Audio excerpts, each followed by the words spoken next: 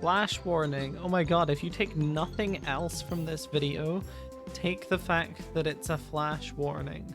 Because this game is pretty bad for that. Today I'm playing Five Nights at Freddy's World.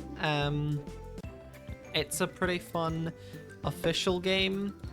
It got a lot of flack when it first came out because the overworld was styled as like the Atari games, which looked like shit, and the in-game battles looked more like this. They looked like this.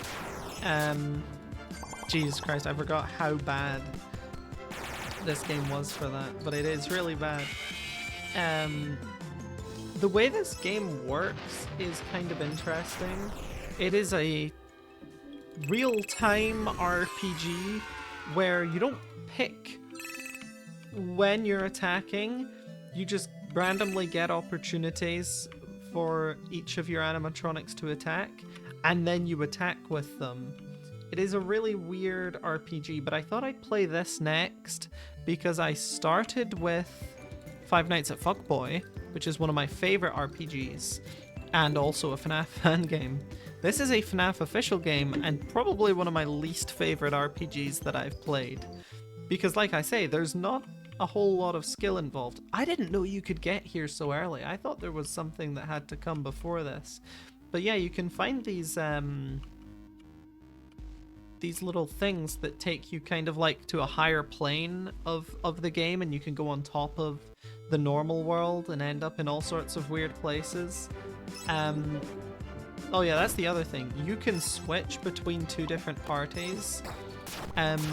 There is a big appeal to this game, which is that all the characters are in it. Like, every FNAF animatronic up till this point was in the game, I'm pretty sure. And I find that quite appealing because, like, one of the main good things about FNAF is its characters and its lore and stuff like that. I really enjoy the characters and the character designs, so being able to create a party that has all of these characters in it, like you can have Shadow Bonnie, you can have this Withered Bonnie and stuff like that. You can have just like basically every animatronic up to this point is in the game, and I find that really cool, even though, you know, we've kind of moved beyond that now, and there's a lot more FNAF characters that are missing than FNAF characters that are still here, especially if you count Special Delivery, which has stuff like Liberty Chica, which I saw for the first time today in real life. I went to a toy shop and I found Liberty Chica, and I was like, who is buying this stuff? Because I feel like even the kid who is very invested in Five Nights at Freddy's doesn't give a shit about Chica dressed up as the Statue of Liberty. Like, it's such a step beyond. Like, it's just consumerism. It's fully just like Five Nights at Freddy's accelerated to the most consumerist degree. But it's so weird to me because you find this with a lot of or you can find this with a lot of like properties, kids properties these days, like Five Nights at Freddy's, like Poppy Playtime. Roblox games are getting merch of them. I saw a Doors is a Roblox game. I would play it on the channel, but I've already played Roblox and I decided Roblox was one game instead of various games because I feel like I would end up playing a lot of Roblox otherwise. Which is kind of unfair because every Roblox game is a different game. Well, except the simulators are all the same game, just packaged in a different way. It does feel a bit silly to like only allow myself to play Roblox once, but consider that a soft restriction where it's more like I don't want to keep playing Roblox on the channel, but I would count them as different games. But you know, it's whatever. If I count, I'm trying to think of an example where I have like, Battle for Bikini Bottom, Battle for Bikini Bottom Rehydrated, right? Those are different games.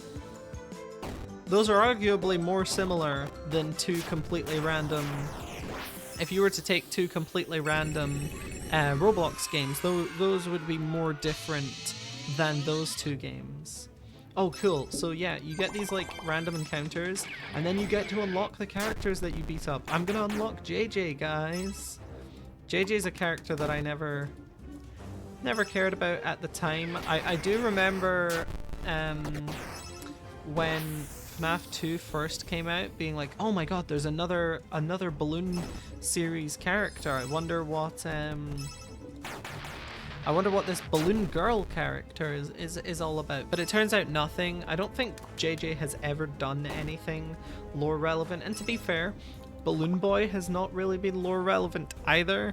But Balloon Boy is cool. Like, he's actually a gameplay mechanic in FNAF 2. In every game JJ's in, she didn't do anything. I mean, I guess technically she's a character in this one that actually plays in the RPG, but this isn't like a main series game. I will say though, if we're talking about like main FNAF games versus side FNAF games, this might actually be the best side FNAF game, because like, what are your alternatives? Your alternatives are like FNAF in Space or whatever. Like, that game can't be good. I haven't played it, but it can't be good. So JJ, I don't really see JJ as being worth it compared to the characters we already have here. Not that it matters. Honestly, whichever gets me done with the battle the soonest is what I prefer. Because it does hurt my eyes looking at this game for too much. My best advice is don't watch the video, just listen to what I'm saying. Or don't even do that, because realistically I don't have anything important to say anyway. But god, I do love the designs of all of Scott Cawthon's characters. I know Scott Cawthon has done some pretty shitty stuff, and I don't absolve him of that at all. I obviously do not approve of like donations to Republican candidates. It's a shitty thing to do. Maxing out his donation on several Republican candidates, including Donald Trump, who's one of the worst Republican candidates. I can't like endorse that. This is a free game, right? Don't give Scott Games money. I just think, like, as a person, that's not something you should do. But I do love the property of FNAF. I really like the art behind it and everything. I love the way all of these shitty 3D models look. And to be fair, by this point, the 3D models are pretty good.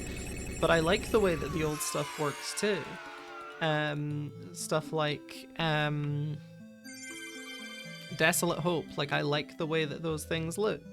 And it's a shame, because I wish that I could, like, look at like FNAF World Springtrap, Adventure Springtrap. Such a cool, like they just look so good. And I really like the animatronics from FNAF 1 through 4. And honestly, like, the FNAF sister location animatronics have been growing on me. Like, I really like Circus Baby. I can't say the same for most of the other ones, but Circus Baby is a fantastic design. We have another challenge, it's Phantom Foxy. The thing is, it's hard to, like, it does explain what the attacks do before you select them, but it's hard to even notice that. It's right at the bottom in white text, with no outline, by the way. So it's like white on very bright backgrounds. Honestly, I'm just clicking on shit. Oh my god, this guy's strong. What the fuck? And yeah, sometimes the gameplay is just like this, where you have to wait around.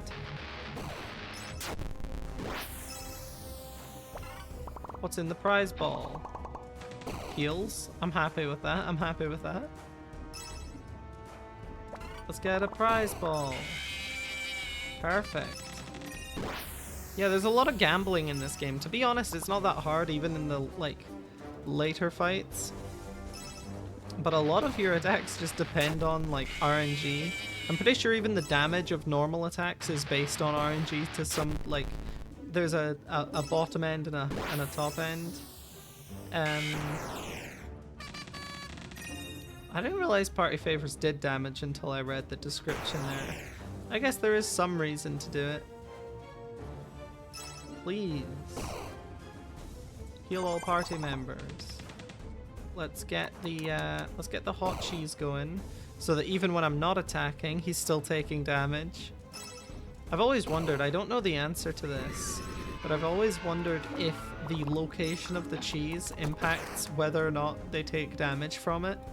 I feel like it shouldn't because it's an RPG and you have no control over where the cheese lands, but I also feel like it's definitely something that this game would do. And we beat Phantom Foxy. Anyway, I don't think I can keep looking at this game any longer, so I will see you in the next one.